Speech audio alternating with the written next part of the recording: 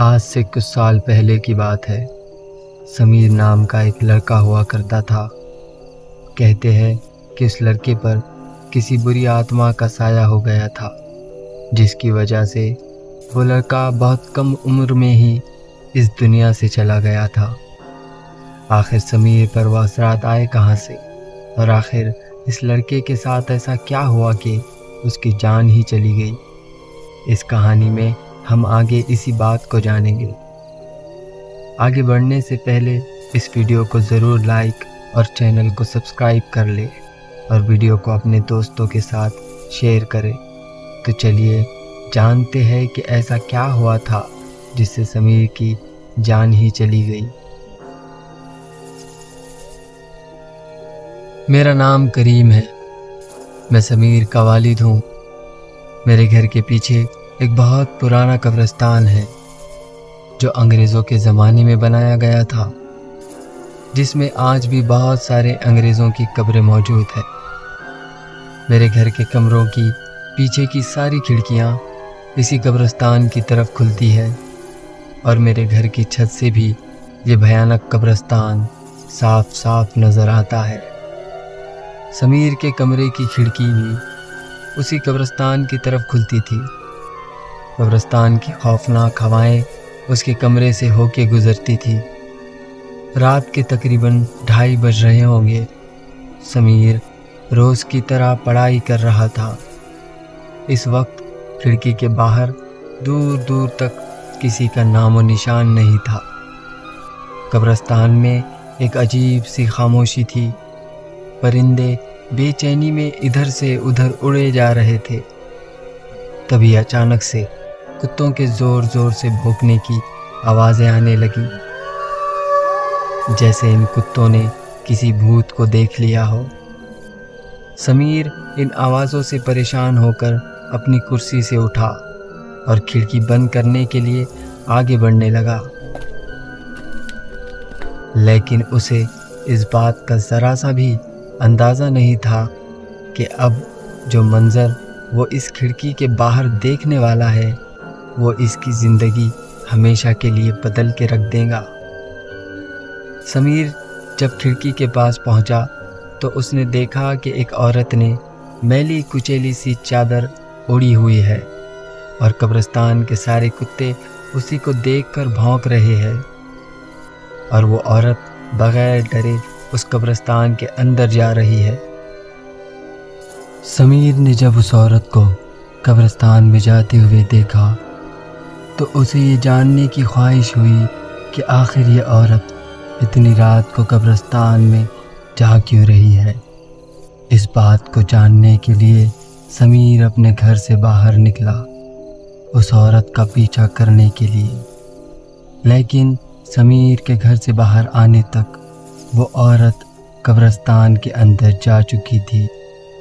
سمیر جب قبرستان کے گیٹ تک پہنچا تو اس جگہ کے خوفناک ماحول کو دیکھ کر سمیر نے سوچا اس وقت قبرستان کے اندر جانا ٹھیک نہیں ہوگا، لیکن اس کے دل میں یہ جاننے کی ضد تھی کہ وہ عورت اس وقت اس قبرستان میں کر کیا رہی ہے۔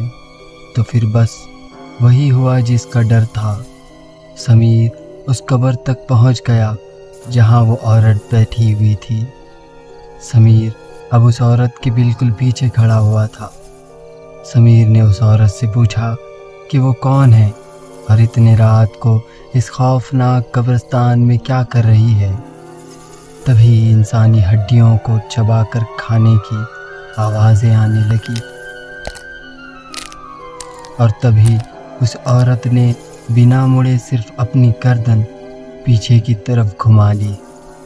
اب اس کا خوفناک چہرہ سمیر کی طرف تھا اور اس کا جسم دوسری طرف۔ اس بھیانک سین کو دیکھ کر سمیر اپنے ہوش و حواس کھو بیٹھا اور پاگلوں کی طرح وہاں سے بھاگنے لگا۔ بھاگتے بھاگتے جب وہ قبرستان کے گیٹ تک پہنچا تو اس کا پیر ایک پتھر سے ٹکرا گیا اور وہ زمین پر گر پڑا۔ سر پر چوٹ لگنے کی وجہ سے سمیر وہیں پر بے ہوش ہو گیا۔ جب صبح ہوئی تو میں نے اپنے بیٹے سمیر کو قبرستان کے گیٹ پر بے ہوشی کی حالت میں پایا۔ میں اسے اٹھا کر جلدی سے گھر کے اندر لے آیا۔ کئی کوششیں کرنے کے بعد سمیر کو ہوش آیا تو اس نے رات میں ہوئے حادثے کے بارے میں ہمیں بتایا۔ بس اسی دن سے سمیر کی طبیعت خراب رہنے لگی اور اسے عجیب سے دورے پڑنے لگے، یہاں تک کہ اس نے سونا تک بند کر دیا تھا۔ وہ ہمیشہ ڈرا ڈرا اپنے کمرے کے اندر ہی رہنے لگا، اور وہ ہمیں بتاتا تھا کہ اسے اس کے کمرے کی چھت سے ٹپکتا ہوا خون نظر آتا ہے، اور وہ عورت اس کے خواب میں آ کر اسے ڈراتی ہے، جس کی وجہ سے اس نے سونا ہی چھوڑ دیا تھا۔ ہم نے اس کا علاج کرنے کی بہت کوشش کی، بڑے سے بڑے ڈاکٹرز کو بتایا، لیکن اس کی حالت جیسی کی تیسی تھی۔ اب ہماری امید بھی ختم ہو رہی تھی کہ سمیر کبھی ٹھیک بھی ہو سکتا ہے، اور پھر وہ منحوس دن بھی آ گیا جب سمیر ہمیں چھوڑ کر چلا گیا۔ کئی دنوں کے بعد سمیر اچانک اپنے کمرے سے باہر آیا۔ اس کے کپڑے میلے کچیلے تھے اور اس کے ہاتھوں پر ناخنوں کے نشان تھے۔ میں جیسے ہی سمیر کی طرف بڑھا یہ پوچھنے کے لیے کہ اس کے ہاتھوں پر یہ ناخنوں کے نشان کیسے آئے، کہ تبھی اچانک ایسی آوازیں آنے لگی کہ جیسے اس کی ہڈیاں اسی کے جسم میں ٹوٹ رہی ہو۔ سمیر نے اسی عورت کی طرح اپنی پوری گردن گھما لی۔ اب اس کی گردن میری طرف تھی اور اس کا جسم دوسری طرف تھا، اور دیکھتے ہی دیکھتے سمیر کی لاش زمین پر گری ہوئی تھی۔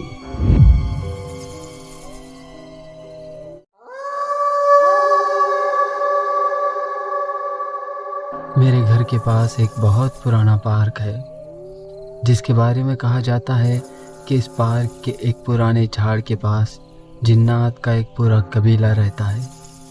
اس کے باوجود بھی لوگ اس پارک میں اپنے بچوں کو گھمانے کے لیے لاتے ہیں، کیونکہ زیادہ تر لوگ اسے صرف افواہ مانتے ہیں۔ اس پارک میں بہت سارے جھولے اور رائڈ بنے ہوئے تھے، جس کی وجہ سے اس علاقے کے لوگ اپنے بچوں کا دل بہلانے کے لیے اس پارک میں لے کر آتے تھے۔ لیکن اس پارک میں لگا ایک جھولا ہی اس معصوم سی بچی پر بھوت چڑھنے کی وجہ بنا۔ پائل ایک بہت ہی پیاری چھوٹی سی بچی تھی۔ اس کے موم ڈیڈ اسے ہر شام گھمانے کے لیے اسی پارک میں لایا کرتے تھے۔ پارک میں ایک بہت ہی پرانا درخت تھا جو کہ پارک کے بیچوں بیچ موجود تھا۔ یہ جھاڑ اتنا بڑا تھا کہ آدھے پارک کو اس کا سایہ ڈھانک دیتا تھا۔ جن لوگوں کو اس پارک کے بارے میں پتہ تھا وہ لوگ اس پیڑ سے دور ہی رہتے تھے، کیونکہ ان کا ماننا تھا کہ جنات کا جو خاندان اس پارک میں رہتا ہے وہ اسی پیڑ کے اندر ہے۔ پائل کے پیرنٹس اس علاقے میں ابھی کچھ ٹائم پہلے ہی شفٹ ہوئے تھے، اس لیے انہیں ان باتوں کے بارے میں کچھ پتہ نہیں تھا۔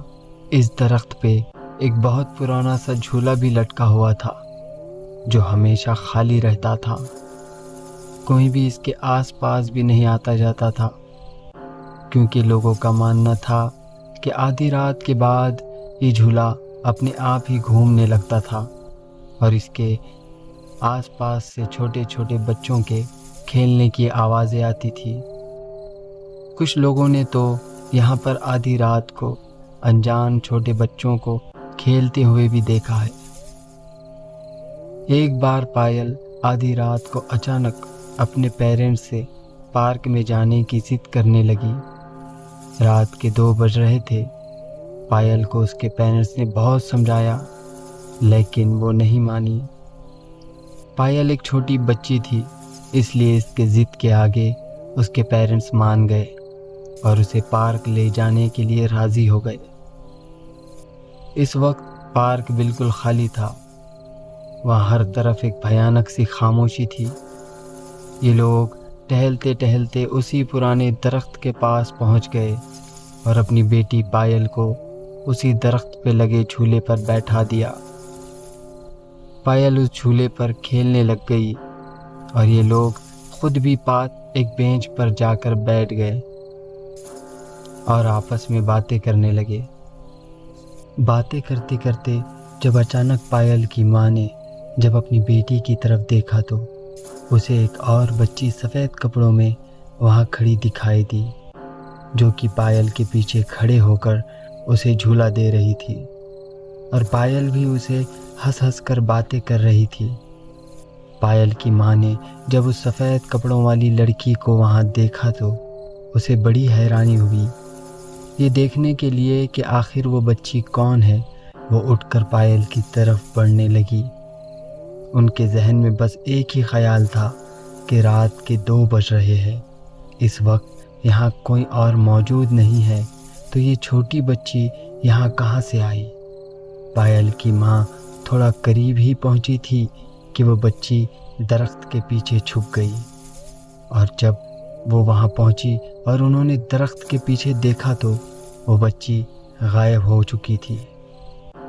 یہ سین دیکھ کر پائل کی ماں بہت زیادہ ڈر گئی۔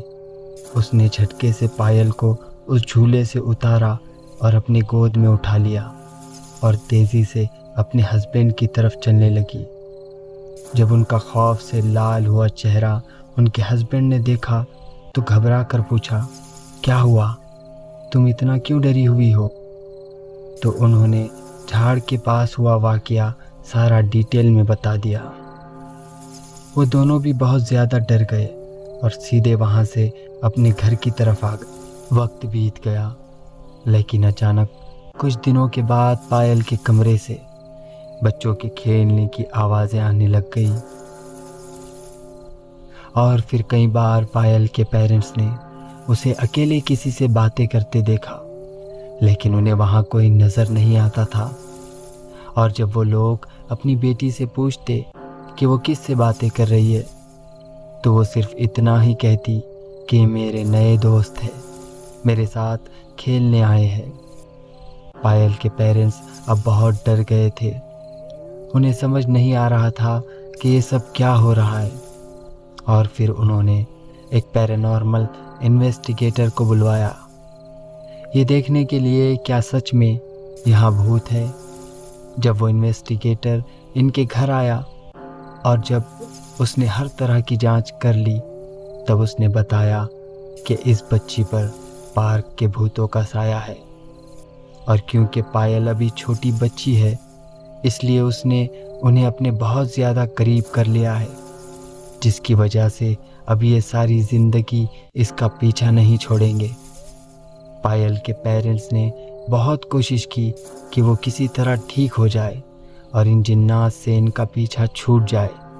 وہ پائل کو ہر جاننے والے کے پاس لے گئے، لیکن اس کا کوئی فائدہ نہیں ہوا۔ آج پائل 12 سال کی ہو گئی ہے اور اس بات کو کئی سال گزر چکے ہیں، لیکن آج بھی پائل اپنے آپ سے ہوا میں باتیں کرتی ہے، اور اس کے روم سے بچوں کے ہنسنے کی اور ان کے کھیلنے کی آوازیں آتی ہے، اور یہ سب ہمیشہ رات کے 2 بجے کے بعد ہی ہوتا ہے۔